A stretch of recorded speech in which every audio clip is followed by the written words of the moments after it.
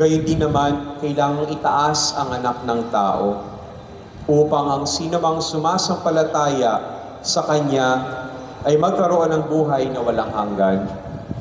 Gayon na lamang ang pag-ibig ng Diyos sa sanlibutan, kaya ibinigay niya ang Kanyang bugtong na anak upang ang sumampalataya sa Kanya ay hindi mapahamak, kundi magkaroon ng buhay na Sobrang walang bigat po hanggan. talaga kasi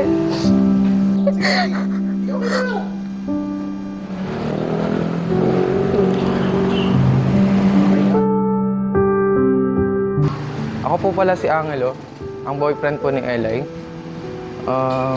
Nagkakilala po kami sa... Kaklase ko na po siya dati since junior high. And nito lang po kami parang nagka-developan po nung nag-apply po ako sa kanya bilang ano po,